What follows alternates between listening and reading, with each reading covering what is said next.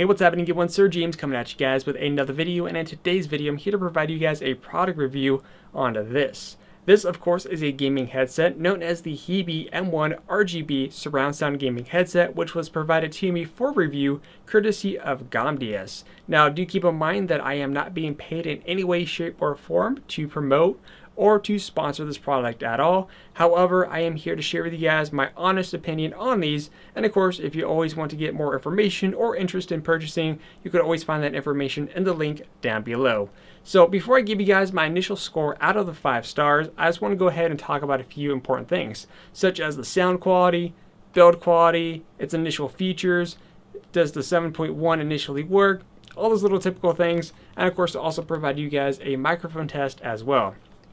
So first up, let's go ahead and talk about the cable. The cable on how it plugs in is very simple. This is a braided cable, however it's coated with like a rubber-like hose, so it's something that's going to last quite a bit, so you don't have to worry about this breaking anytime soon.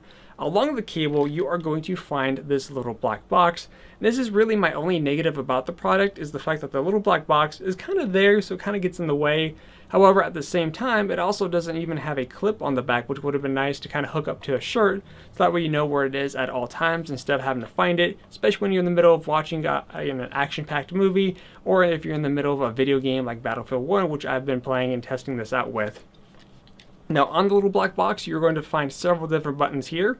For example, on the side here, you have a positive and a negative, which will allow you to increase or decrease the initial volume that you're getting out of these headsets. On the bottom here, you're going to notice a giant light bulb, which will allow you to either have the LEDs indicating on the left and right hand side either on, or you could turn them off if you don't like them. But again, the lighting effect is pretty minimal, and it's not going to affect your initial gameplay or make any difference at all, but it looks pretty cool on nights.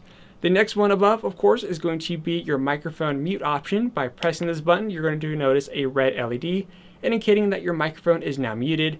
Pressing it again, therefore it's now not muted, and of course you could use it freely for your game.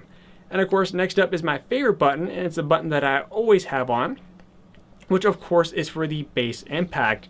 Now the bass impact on these has this nice rumble effect. So let's say you're watching an action-packed movie like the Avengers or something like that, and just the Hulk is smashing up buildings, you'll be able to feel that rumble effect initiate on these headsets. Or if you're playing like a first-person shooter and there's grenades and stuff going on, again, you're going to have that rumble effect going on. Like for me personally, I love my bass, so a headset that has really good bass is always a positive in my opinion, and the fact that you have a bass impact just makes these so much better. It's probably the main highlight I would say out of this, plus the initial 7.1 that goes along with it, just makes this absolutely amazing. Now going over the initial build quality, again, you do have the high quality braided cable. But as far as the headset goes, the main piece, it's actually very solid. You do have these large cups here, which again, for the volume controls, it would kind of been nice if they kind of got rid of this box here and maybe put the volume controls and stuff like that maybe on the actual ear cups itself. But who knows, maybe that might be a future product down the road. But overall, again, you have these large ear cups made of plastic. Of course, you have this leather-like material for the ear pad cushion. You also have this strap right here, which will basically, determine your head size. So if you have a small head or large head, this will kind of fill in the gap. So for example, when I put this on, you notice there's going to be a lot of extra gap here because again, I have a small head, so therefore they fit quite well. And of course, you also have this metal bend on the very top here, which is actually very sturdy and is actually going to take a lot of effort to mess up on. Like for example, I would have to forcefully bend this in order to ruin it, but as far as normal use or even a little bit of aggressive use, it's something that's not going to break anytime soon. Now next up is as far as its comfortness, and these are super comfortable to wear. I did notice that when I first tried them on, they felt kind of loose because normally when you get a headset new out of the box, it usually has a tight fit and it kind of takes a while to adjust. But for these ones, again, because I think the way the padding works, because again, you can't adjust the ear cups, it's just all about this little padding here. Maybe it's because I wasn't quite used to that kind of feature, but after a while, I kind of got used to it to the point where it didn't feel like it's loose anymore. So as soon as I place it on my head, it's going to stay there no matter what, unless I'm doing jumping jacks, then of course it'll probably fall off.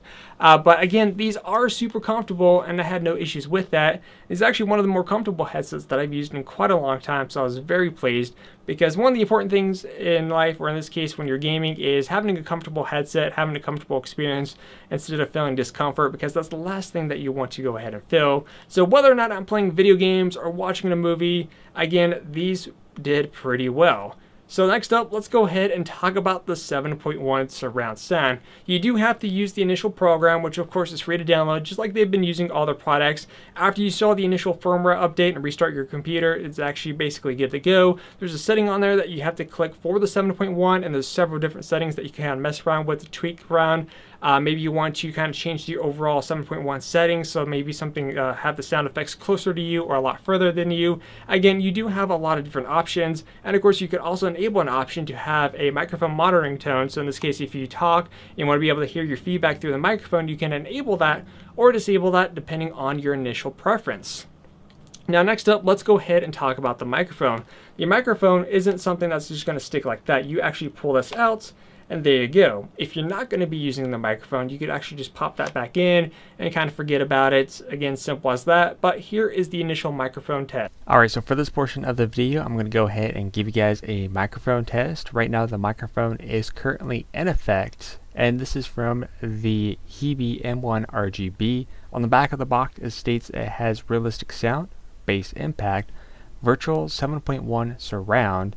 We also have a unidirectional flexible microphone currently in use, oversized padded ear cups, high quality fashion metal texture, and a braided high quality cable.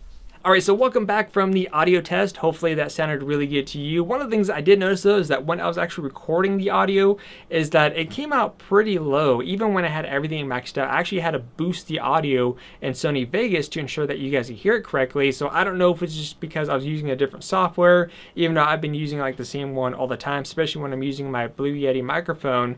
However, when I'm in-game, I never seem to have that issue as well. So again, I don't know if it's just the software I was using or something else, but in-game, no issues, but using another software, there was a little bit of issues, so I'm not sure exactly what's causing that. But again, if you're using it in-game, it's not going to be a problem at all.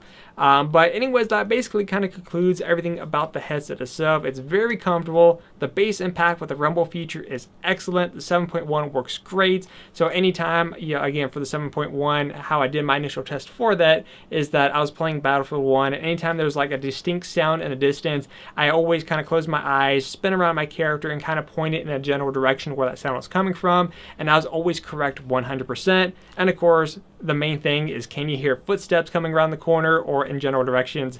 Yes, you can. But anyways, that concludes my initial review on these. So if I were to give these a rating out of 5 stars, I would easily give these a 4.5 out of 5. Again, my only real negative is this little black box here. I kind of wish they kind of got rid of this and maybe just correspond the buttons along the actual ear cups here, or at least maybe include a clip of some kind that way you could kind of clip it onto your shirt without having to kind of find out where the box is. But again, overall, they're very good. If you want some pricing information, and of course you just want to know where you can buy them, again, all that information is going to be in the link down below. But until then, I am SirJames from Gamerfuzion.com, where we empower your gaming.